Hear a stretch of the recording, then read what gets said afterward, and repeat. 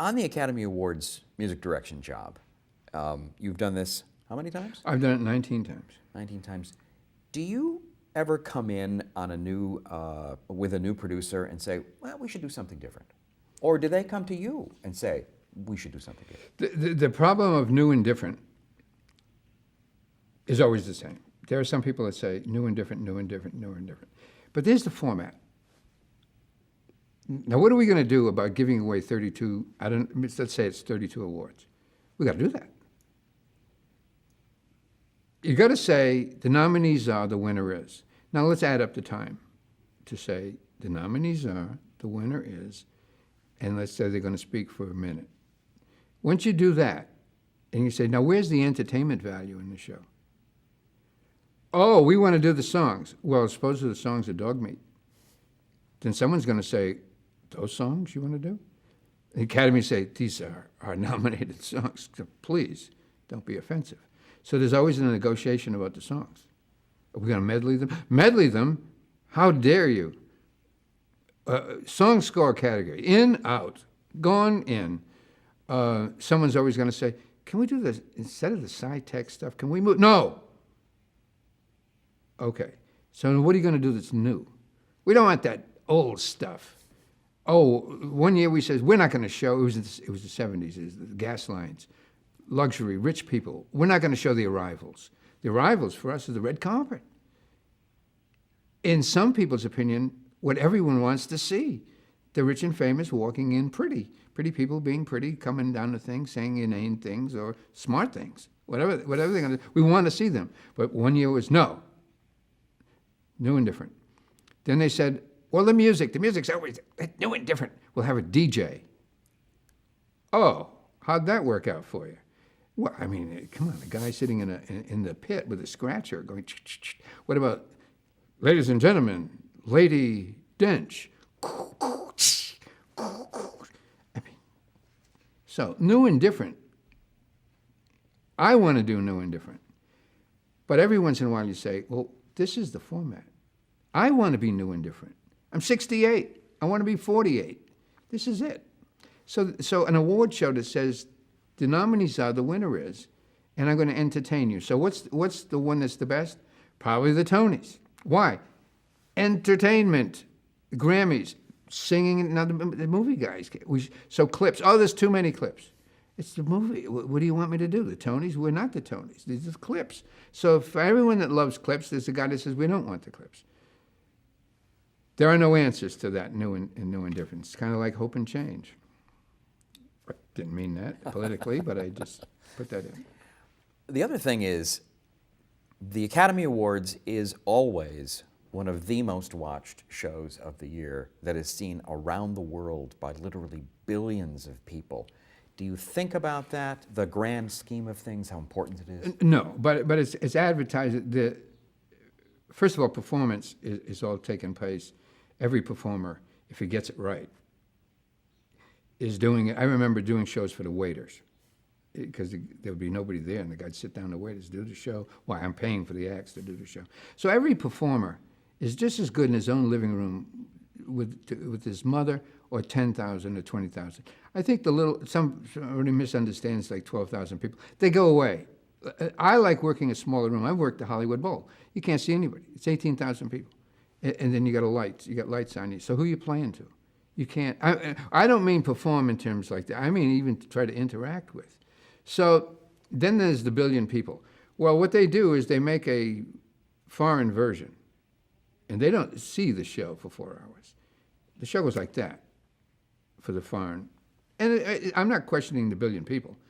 And it is a very watched show. I mean, it's a different show that if we keep saying foreign, I'm going to have to say that the foreigners see, you know. Do you interact with the hosts much? I wanted to with Martin. Steve Martin? Steve. I wanted him to play the banjo. I had a great bit idea. And they have handlers that have an idea of what his image should be and whether he wants to and not do it. So even though I would want to, I would be creatively involved, sometimes that doesn't work. we had Eminem, who is a hip hop, if he's currently known as a hip hop artist. To be respectful, I don't know. Let's say he is. It's the spoken word Sprechstimme with music, and he was nominated, and he was contacted because we have to do that, and he felt it would be bad for his image to be on the Academy Award show, and that's true. We get that. So I had an idea. I said, what about Patrick Stewart in a turtleneck? I was thinking of the Steve Allen show, but with a twist. We're not making fun of, but doing justice too. The idea. Wouldn't Patrick Stewart, with just in a pin spot, with a string quartet, do the Eminem number? And I mean reverently. And put that out. And Patrick came here and stood up and did it. And an amazing performer who did an amazing job in my living room and was excited about it. And the phone call the next day is that we don't think we can do that. And Eminem won that year. He would have had the performance that actually won. So I contribute, but I can't get to him. I can't turn those corners. What about the Billy Crystal? Billy comes in with Mark Shaman, who has prepared, at least Mark will have prepared the rundown, and there'll be another orchestrator who has brought it to the orchestra. But that's something that between, I think, Mark and Billy, that they will have pre-worked out. And in the days when they didn't know about clearances, and you got to the day of the show to find it, because you wouldn't know, as most creative things, the show's here, and we're working on it. Here it is. You go, oh my gosh, you can't use that song because it can't get cleared. So now they clear things before. And to explain the clearance, so you just can't sing anything on the air or make a parody of anything without the publisher's or the author's permission. So sometimes it's a go, sometimes it's a no-go. But he would come in prepared with that. Okay, great. Can we go back now to the mid-1970s and your sort of gradual shift into doing work for television? I think with the popularity comes the opportunity for more work, both television and film. And I had a period of doing main titles. Even before that, though, you did a handful of TV movies. I did some episodic television also. In other words, based on Harry and Tonto, and then Rocky. And Harry Lajewski was at MGM, and Lionel Newman was at Fox. And as a young composer, I was hounding these guys to do an episode of Medical Center, or whatever was current in the day. You know, why can't I do? And then when I had some hits, then they came to me, and I did them.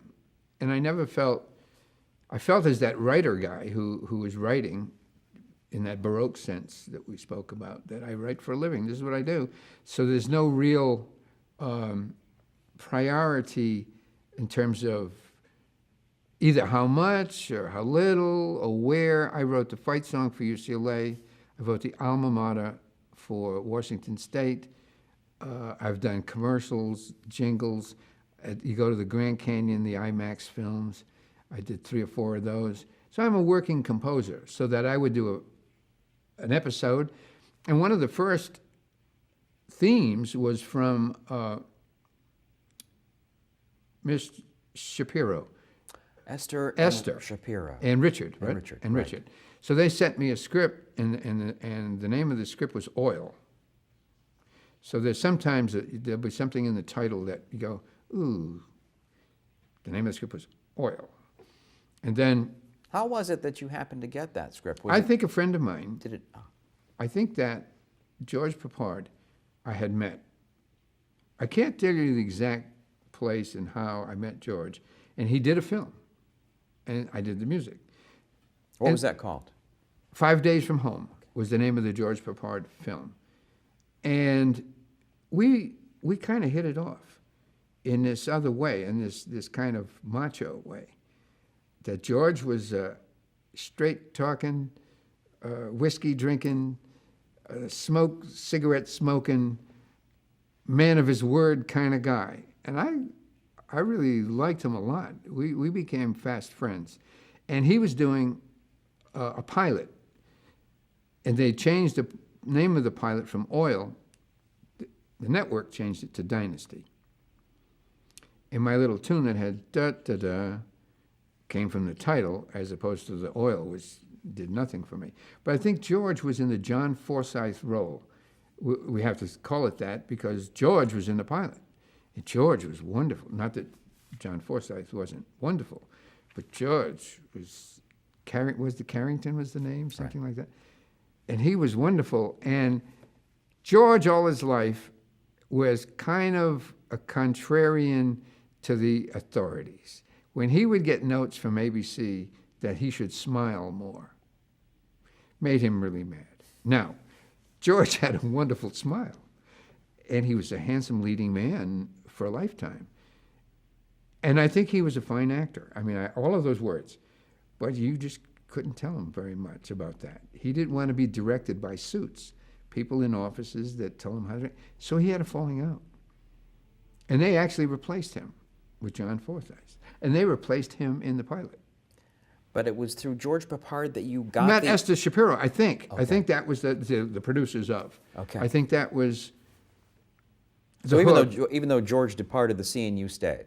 Oh, that happened more than once in terms of, I'll tell you. Well, let's stick with Dynasty. Okay, well, let's finish. Yeah, let's Dynasty. stick with Dynasty.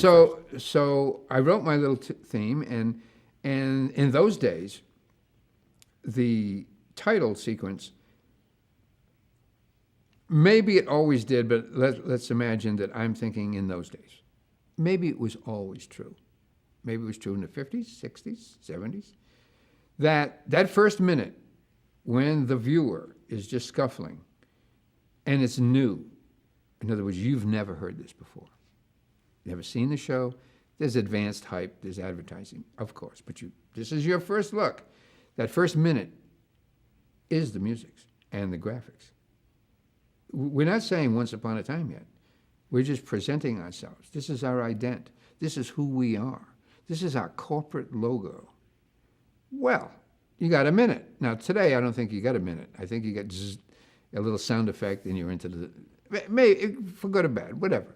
Styles change, so it's not great art, so it's stylistic. Sometimes the long skirt, sometimes the short skirt. In my day, you get a minute and a half for a main title. So this is what I thought rich people in Denver, Oil. So I did this flashy, what I thought. And the Shapiros liked it, and that's all that counted. And it was kind of fanfare-ish. Wasn't it? It just, Dum-da-dum. And there was something regal about it. And then the first few episodes they played, there was a musician strike on. So they sent the score to be recorded to France. Yeah, let me stop you there. You not only wrote the theme, you actually composed the music for the entire pilot. Yes. Yes. The pilot. So they recorded it in France. Because they couldn't do it here? They couldn't do it here. The musicians There was a were- musician strike. Okay. That which happens occasionally in our business. People strike. Did you go over? No, I did not. I did not break the strike. Right. I don't want to do this. It's just so. Anyway, So no, I didn't. So the recording was actually made in France. The very first one, and they ran it without the trumpet solo. Now, the entire piece is a trumpet solo, and I go, no, excuse me, you got to include the trumpet. Otherwise, it's just backgrounds. But nobody really knew the difference, and we don't depend on them to know the difference. It's just a little sidelight. But we got the trumpet in there as soon as we could. Was the trumpet recorded here? No, it was recorded. Everything was recorded there. It was on another track. It was solo to be with it, and they left it out. But things that happen, the stories. We have stories. What did the Shapiros think of your work? They loved it. Look, if they didn't love it, it'd be gone. They'd bring in someone else. They loved it. They liked it. They thanked me. They were wonderful people. All of those good words. Falcon Crest, the same thing. Well, before we get to that, though, did you work at all with Aaron Spelling, who produced Dynasty? Duke Vincent. Duke Vincent, who was his right-hand man, right? Yeah, I met Aaron Spelling in those times, but I think Duke was. But Aaron had no real say about music? I don't get that impression unless it was bad. You see, if you don't like it, then you got a lot to say. And you have a right to say a lot if you're paying. I don't like this. So in terms of composing for individual episodes, you just did the pilot. I just did the pilot, that's right. Would you come back every year and re-record the main title, or would someone else do Now, that? here's an odd thing about main titles. In those early days, and I'm talking before digital, we're on tape. Now, they would know, first of all, people don't know about a soap, be it daytime or nighttime. They create a Bible. A Bible this is the story for the entire 26 episodes, not the details. Jonas falls in love with an albino dwarf. They run away to Kansas. He strikes it rich. They come to dies in the middle of the road, gives it to a stranger passing whose favorite dog is Lassie. Who runs. All of that is written out for 26 episodes. Then the screenwriters begin. It's not written. Now, the scripts for each one of these things begin. And then the booking, the casting. So, if you know who the cast is going to be, in episode 6 is going to be different than the cast in episode 5. There'll be the regulars, guest starring Jose, and these lengths are all different. So the main title was never fixed at a minute and a half. Every main title was recorded separately for every episode at the beginning of the season, which would kill the musicians. Because the little guy going da-da-da, again, today we go da-da-da once and we send you home. We have your voice, we'll change it, we'll go da-da-da instead of da-da-da. We do everything, we'll rape you. We'll do everything we can because we own you. We own your sound, the thing, we can manipulate it, we can transpose it. We couldn't do that then. So all of these main titles, Falcon Crest was like a bloody, horn players going da-da-da-da-da-da-da-da-da-da. People were dropping out of their seats, and then Barney, Cagney and Lacey. Oh, Rosenzweig, yeah. Barney Rosenzweig. Don't tell me it's a cop show. Whatever you do. Well, let's take one at a time, though. Okay. We're getting ahead of ourselves. Because I wanted to relate to the main title. Okay. He says, but I love the one you did last year. I says, you could just buy that and pay those guys, but you'd have to manipulate your main title. Your crawl, instead of going, and Amos and Andy and the Wright brothers, and you go, Amos and the Wright brothers, and you'd have to fit it into the music that you love. He says, I love that music. So I only did it once. Always he had Cagney and Lacey. He was the only one that, he was a very bright man. He is a bright man. Okay, so let's talk about Falcon Crest. Dynasty, I think, had been on for several months already. How did you get Falcon Crest?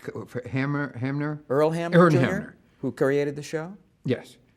I love Baroque music. He doesn't have an accent. It's Earl Hamner. He's a great guy. I love what you did, but I want something Baroque-ish that, these wine country, and people have to paint pictures with words because of this literal, non-literal music world that I live in. I live in this fantasy land, and I'm paid as a psychologist to understand what he means when he says this Baroque Italianate grandness of the wine country, and I go, B flat, maybe an A. Everything is silly. It's just silly. And yet right up your alley. But if we're any good, and those of us that survive, you never hear about the guy comes in, he says, "What, are you kidding?" They throw that out and they get someone that survives because they like it. So I did for a Falcon Crest what I did, and Earl, and amazing. I got lucky twice. He loved it. And properly so. I mean, there's something sort of, in addition to that, dun dun dun dun dun dun dun dun, which is scurry, energy. See, television needs energy. It's an insatiable beast. Or do Karl Marx. He said it about religion, opiate of the people. He meant it in a nice way, by the way. Opium in those days took away the pain. So the people that live with television as a friend are always there, right? It's people that live alone. There's millions of reasons to watch television, but energy, we need that. Do you look at a filmed main title? Well, in the case of Falcon Crest, if you read the script, you go, let me see. Now, this guy went to now, wait a minute. Wasn't he in Act 2? Did he come? I didn't understand a thing. Then you get the visuals. I mean, the titles is different than the show. First of all, forget the script. The musician wants to see the show because he has set timings. This scene is going to last how long? Well, in your imagination, it could last an hour, but on the screen, it lasts what it does. So you only wait to see the visuals. The main title, however, is the graphic guy and you. He goes in, he's pitching and selling. I'm pitching and selling. He said, what do you got? I'd like to do this. I'd like to do this. So I would send little tapey thing to the guy. My energy is going to be like this, about this tempo. Now that means something to him. Go, cut, cut, cut, cut, cut. You know, rhythm. He gets that. We don't have anything. Even the Dynasty. It was like, when does the title come on? This is a good one. It says Dynasty, so he goes, brrr, da, da, da. Here's Falcon Crest. Brought to you by starring finally Falcon da da da da da. Why did you wait so long for the title? Because he wouldn't put the title on. Because I timed it out yesterday. It's about 15 full seconds. Before the title. Before the title. But not comes on. Dynasty. No, Dynasty not goes da da da. Right. So the composer guy has all this to think about with the graphics guy. He shows you a little, you show me yours, I show you mine, type thing. Do you, again, to stick with Falcon Crest for a second, it's about the wine country. I mean, do you sort of think about that? Do you sort of absorb that? No. If you had a headache yesterday, you go, Bill, my head, I don't have to have a headache to know what a headache is. I'm human. On the screen, she says, I love you. I've been in love. I'm in love, 45 years. You punch me, I get mad. I know what that means. In our humanity, because I can put it down in music, the language of music, I hope you get it. I love you, the strings begin. In our context. Maybe means I love you in another context. In our context, the strings begin. In our humanity, we go, ooh, ah, ooh, ah. That's it. So the guy says Italians, the farm, the wine. I go, yeah, like this. And I hope you get it. Now, I could miss.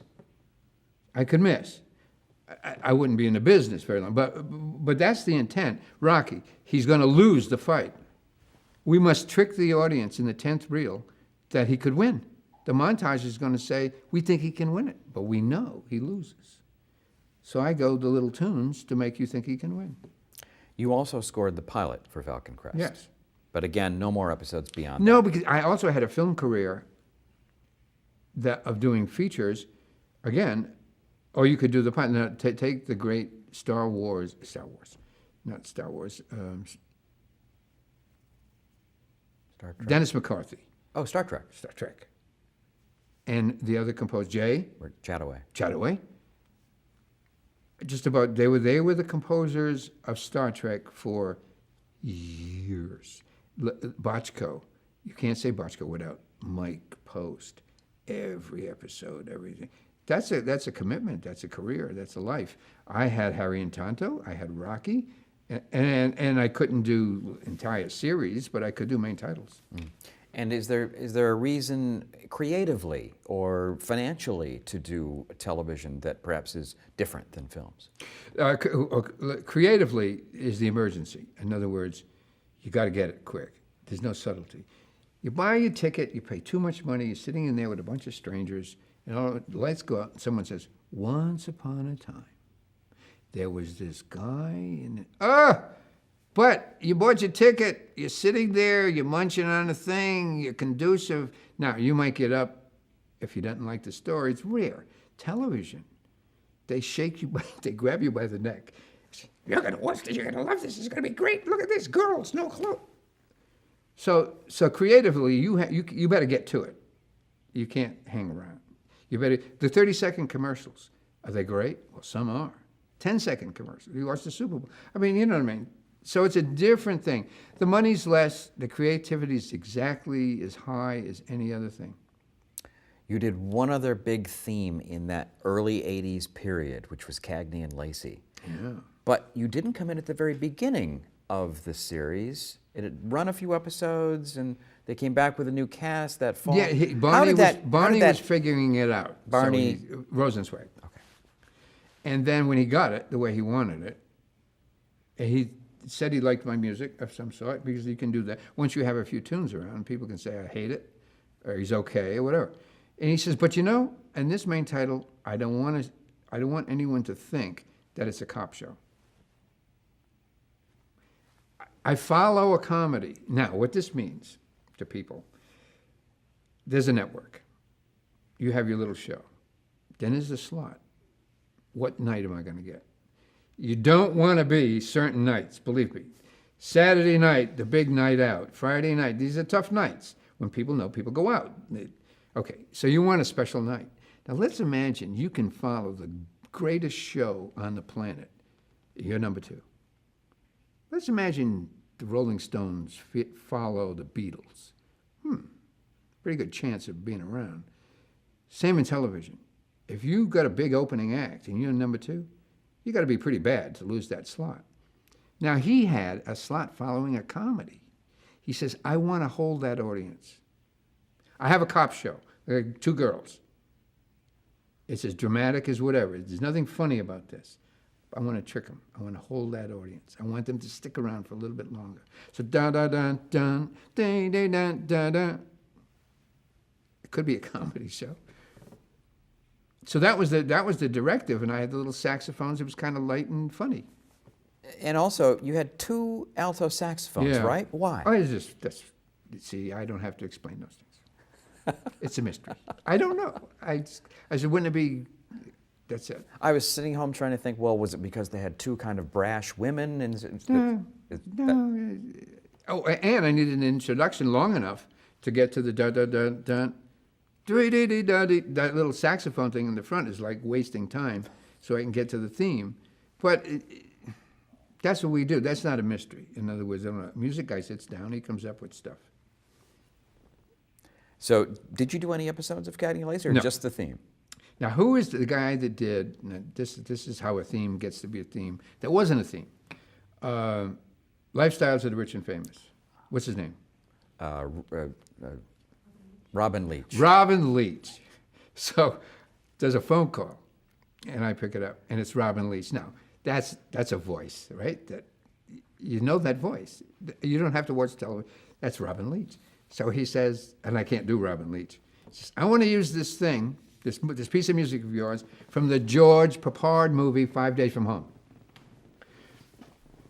for this show about rich people. I go, sure. Just pay. You got to pay. Not me. I mean, it's the publisher. I'd be honored. All of those words. Never recorded it once. He used the needle drop. You can do that. It's on the record from that no one's ever seen of George Papard's 5 Days from Home.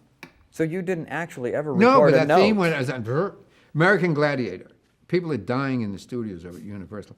Well, it's got to be. I said, wait a minute, hold on. Talking to the producer, and EMT guys are going in and out because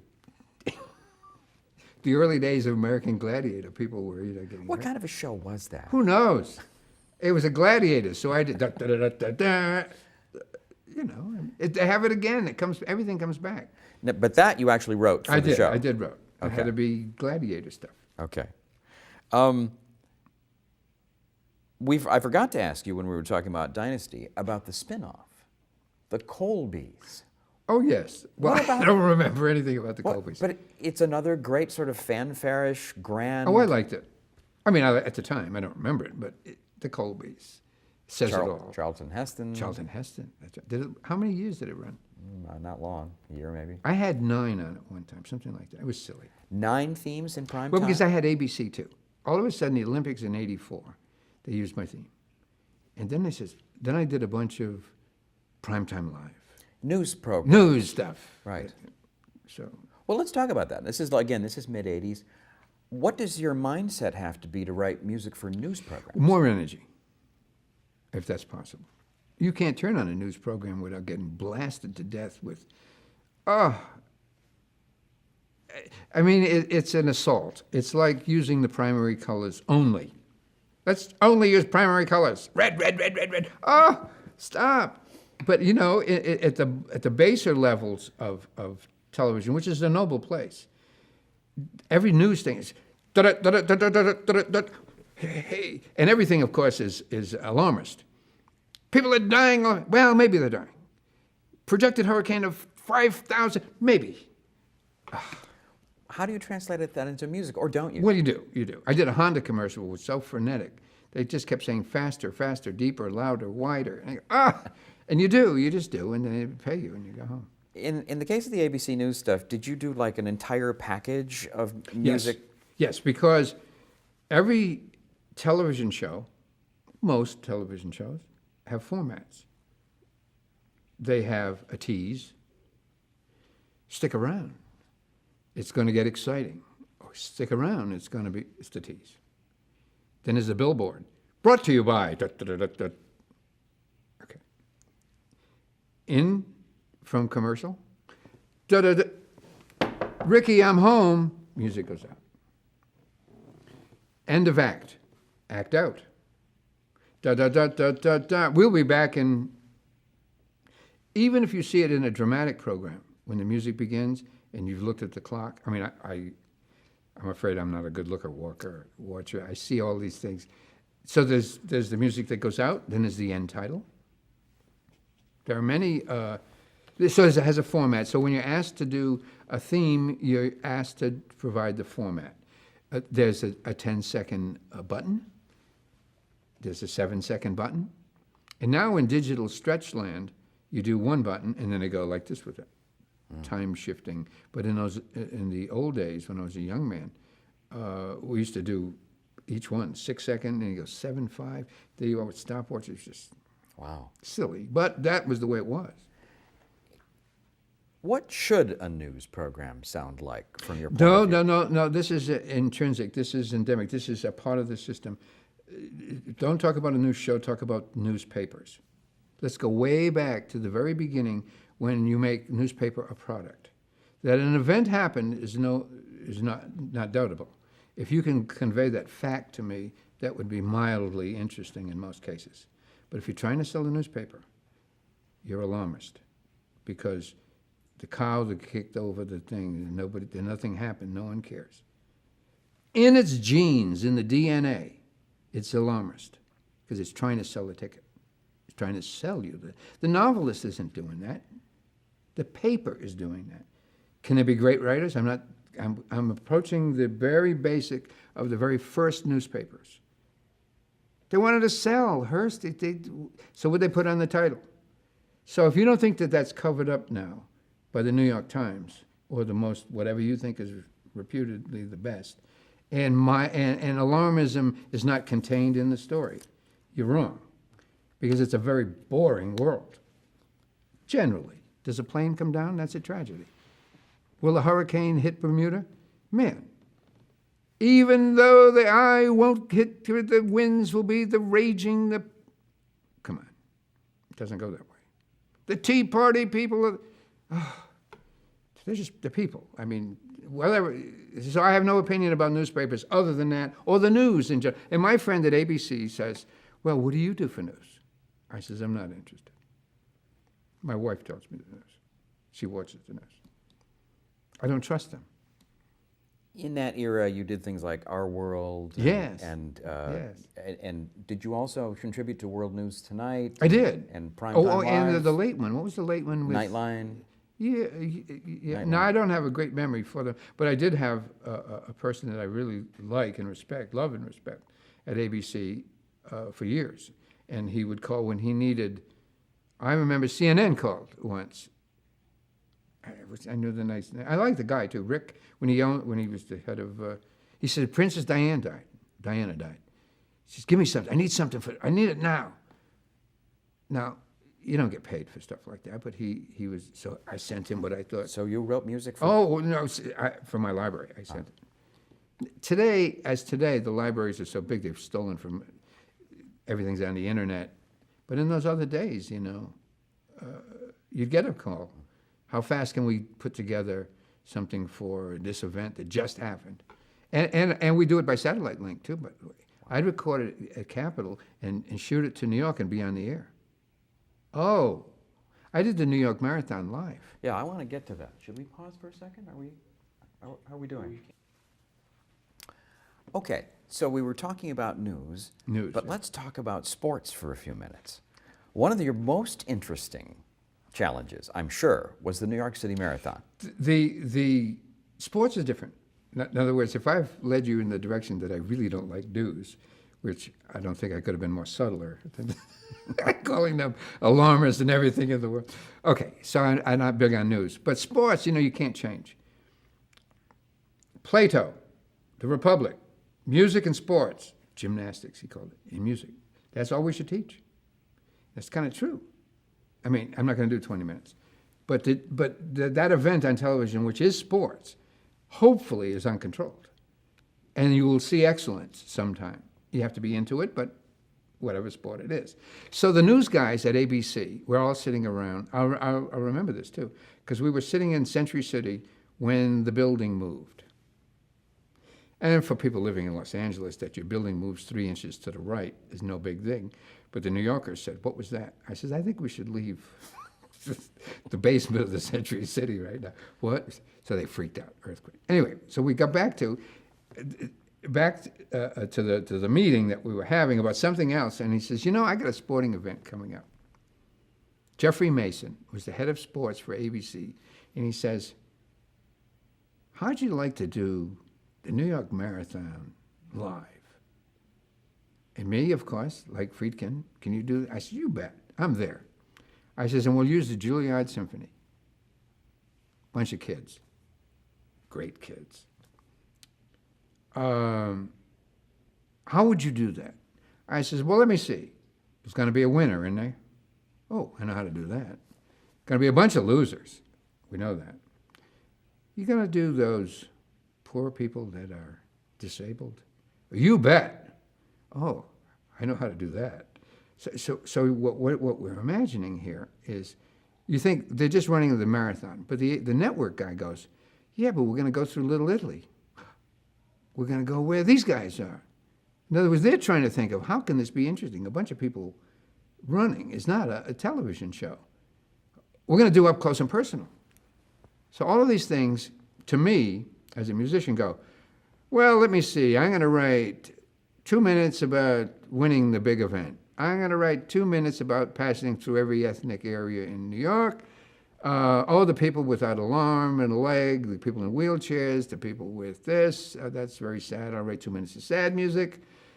So you categorize. You got the travel thing.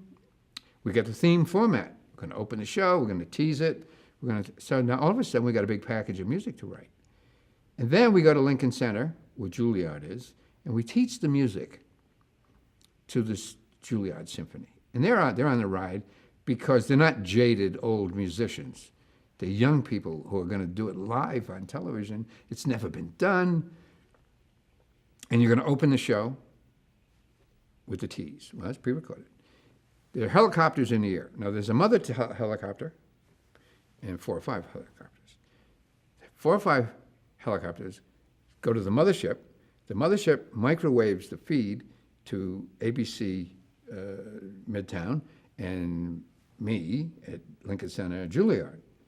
So we're all hooked up. We got everything I've talked about having. I have a little switch to the kids because they're going to have to hear me, and you can't shout. Open mics every place. The show begins, and we go, okay, let's do the travelogue now.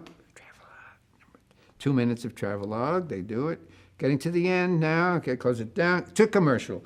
Commercial. 3, 2, 1. Da-da-da-da-da. We're back.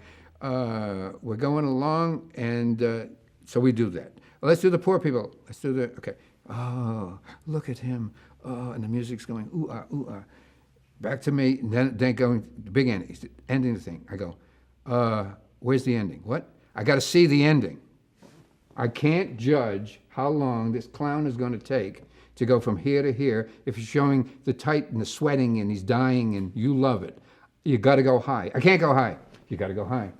You got to go to a high shot. I want the mother helicopter. Other guy's going, helicopter's going. I can't take the shot. I got to go back for fuel. You got to take the shot. I'm not going to die for this show. Mother will take it. Okay, mother's going to take the shot. Mother's got to get in position. I can't play the big ending if I can't see the distance. All right, I'll give you 20 seconds. No, I'll give you 2 seconds. 2 seconds. That's it. So Now the screen is, here's this guy. Now he goes high. Now he becomes, like nobody cares, he's a little guy. But I'm looking at the thing, and, oh, okay.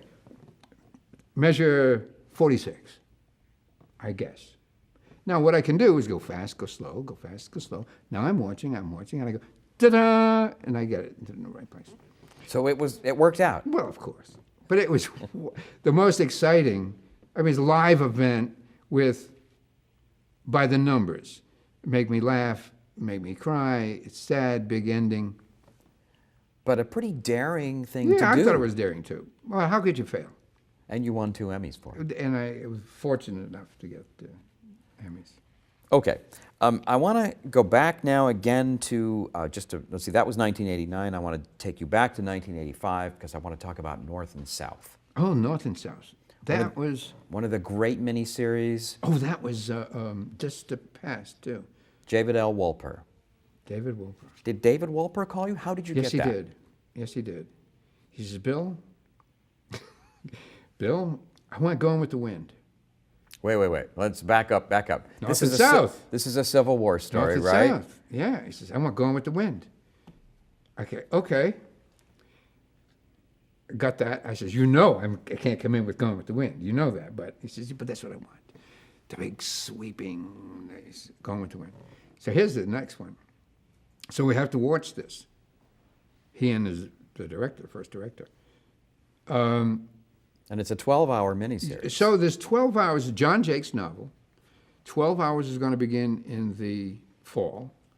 The next 12 is going to be in the spring. So the composer would have to view the piece of film that he's going to score to determine where the music begins and ends. In other words, we see it, then we note down that we're going to put music here. You can't do it in your imagine. Okay. So you actually have to do that. So we looked at 12 hours of the North and South.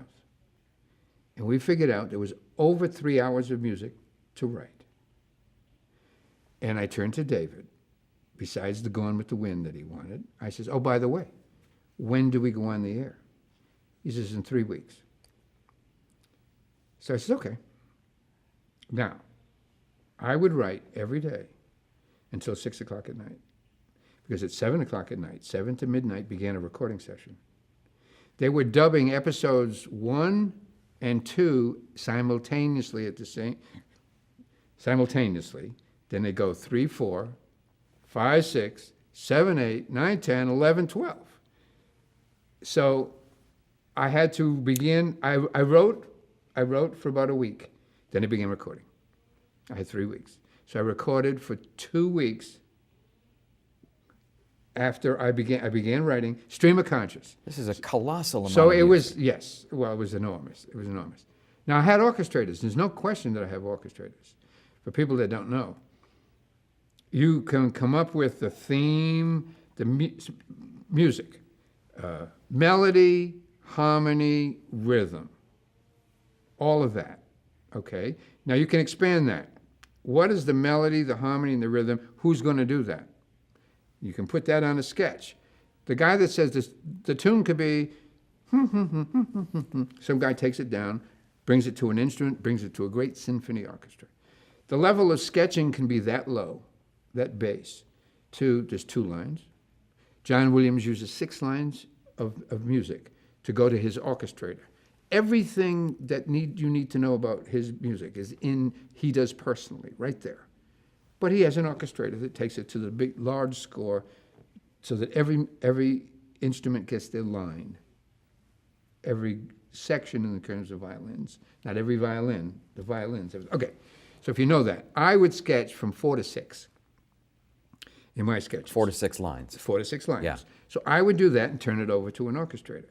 Now that orchestrator has a very laborious job before giving it to the copyist to extract those parts.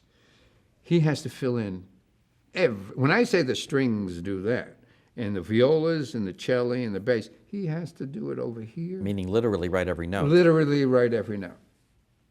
So I do my own writing, being so offended by being a ghostwriter in the past, that I take great pride in writing my own music. How odd, right? But I do have orchestrators that would do that. I would write 6 in the morning to 6 at night. And I record from 7 to 12 at Burbank Studios.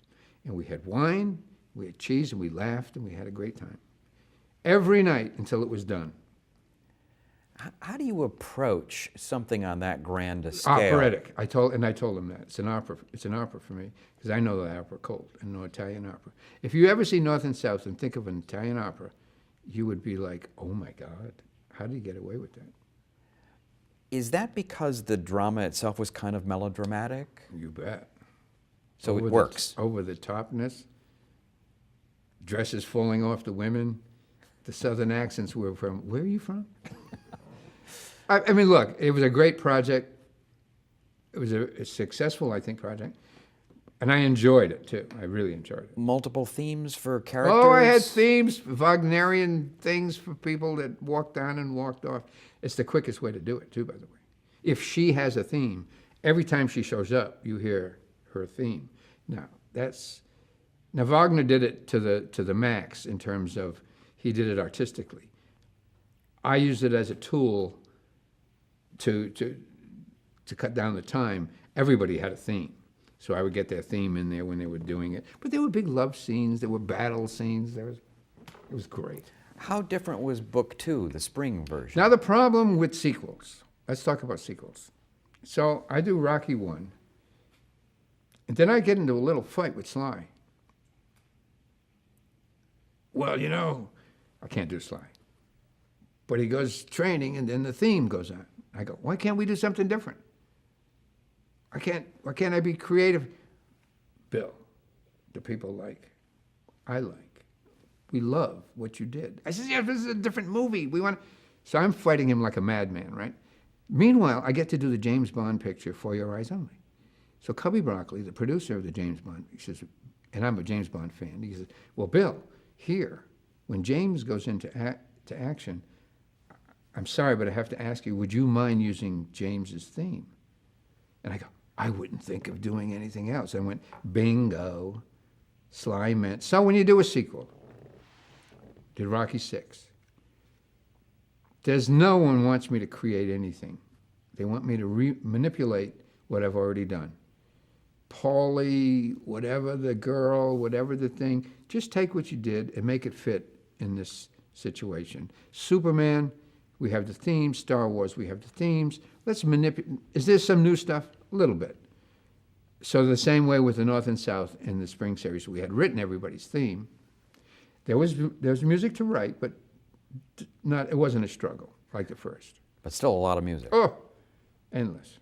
And did you have more time in the spring than you did in the fall? Well, I knew it was coming. Yeah. Yes. Well, the first one was like the shock.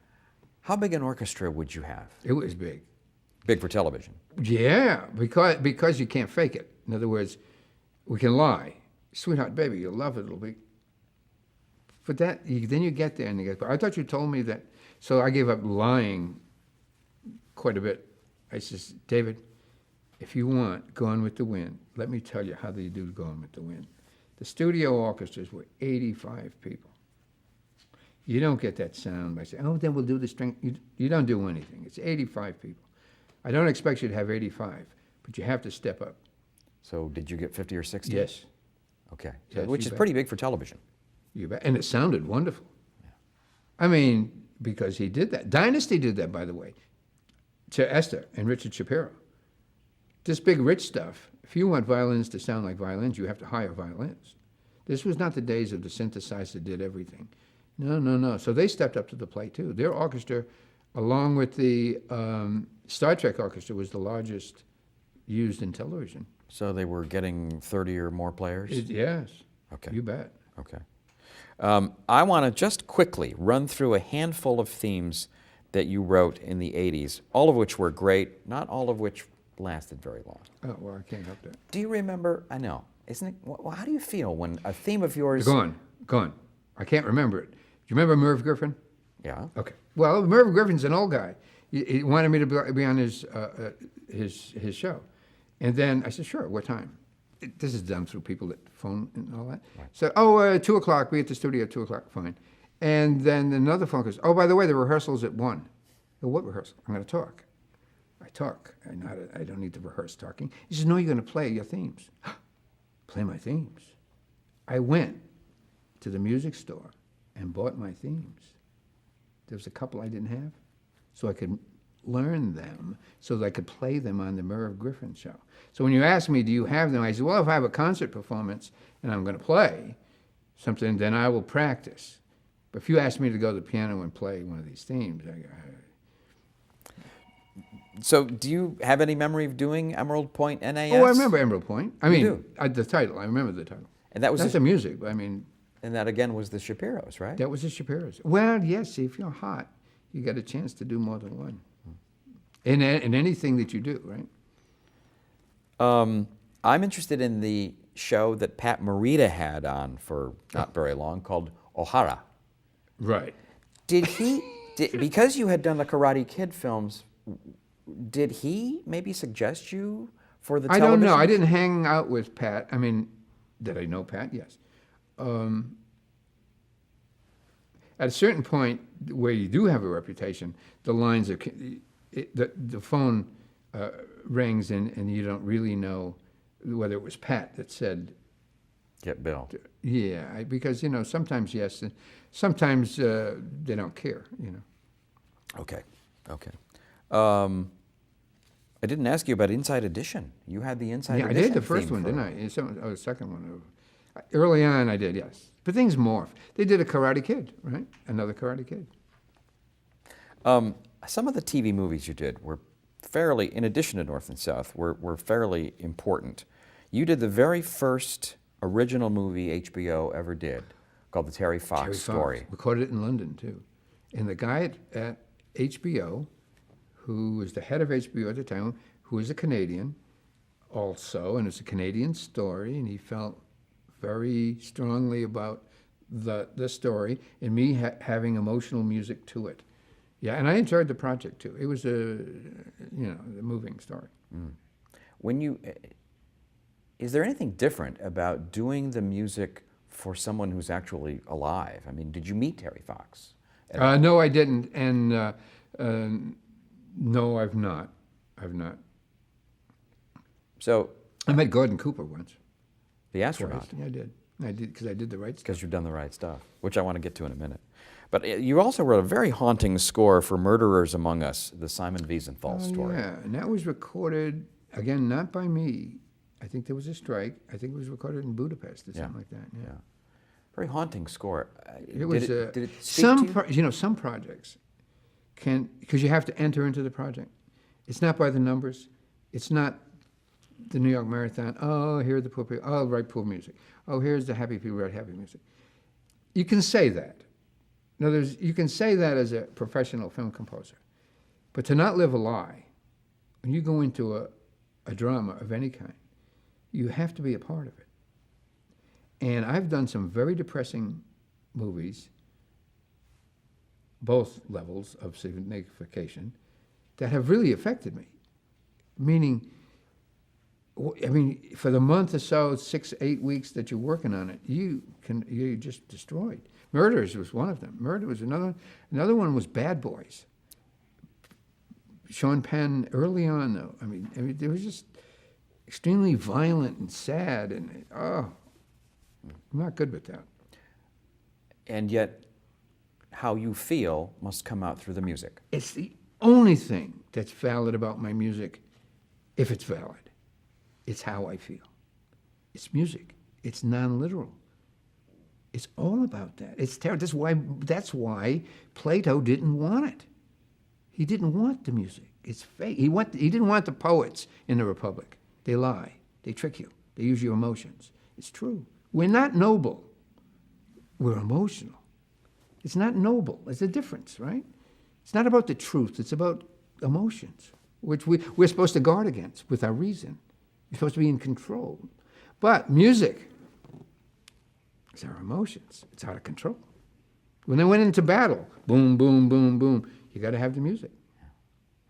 Are there any other made-for-TV movies that you did that you're particularly fond of or that you remember as good experiences? Oh boy, I'm sure. I'm sure, but I'm not. I remember The Pirate. The Pirate, sure, was the that for Harold Howard- Robbins miniseries. It Maybe was 4 endless. hours. It was endless. I enjoyed a good bit of it. There's just too much music. A lot of music. It was wall to wall. But I think I liked the project. Was that Howard Koch, I don't remember. producer? Maybe. Yeah. I like Howard Koch a lot. That was in the late 1970s. See that I can even remember the late 1970s is a miracle. Okay. I do want to ask you just quickly about some of your films.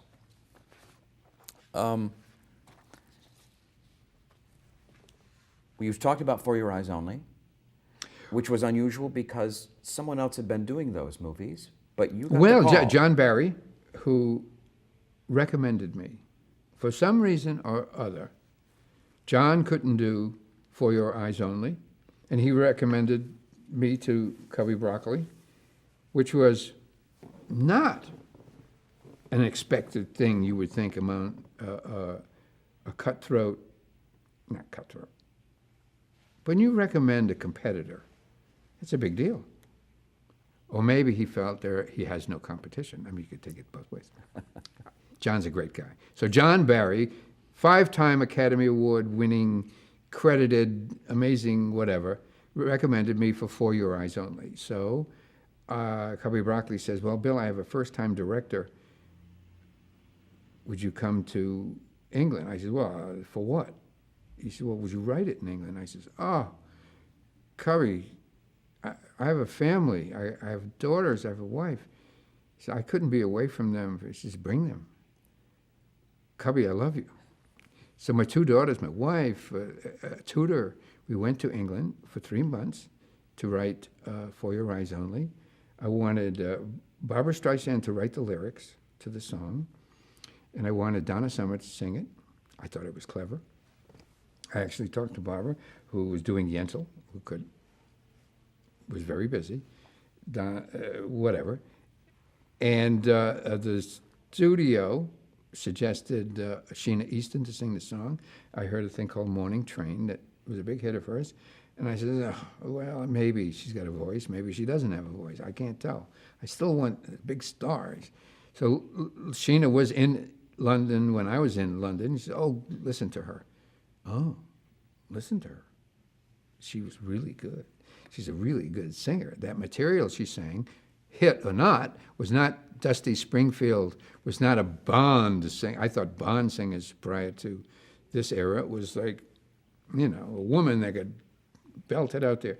Anyway, I wrote a song and called For Your Eyes Only because you're obligated when you do a Bond movie to include the title in the song.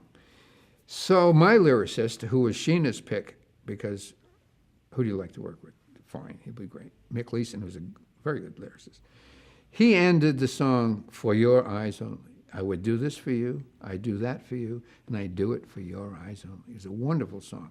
Made an appointment with Cubby Broccoli, did a little demo. I have a little cassette. After 3 minutes, it ends, For Your Eyes Only. But I have a lunch with the guy who does the great main titles. Maurice Binder. Maurice Binder, little guy. A little guy who loved Sheena, who's a little girl, right? He saw he put her in the main title. But he says at lunch, he says, Bill, I know you guys have a problem with the main title. You have to put the thing in it. But I really like it when the main title comes on and the main title of the song. It's really Goldfinger. Those great ones all at the same time. And I'm thinking, let me see, after 3 minutes, my song ends, For Your Eyes Only. You go, wish I could do that, Maurice. And he wanted it to start Yes. with For Your Eyes Only. So I called Cubby Broccoli. I says, look, cancel. I went to the lyricist. Look, this song begins, For Your Eyes Only. I don't care what you say after that. And that's how it was. And that's how it was. All right. Let's take a pause.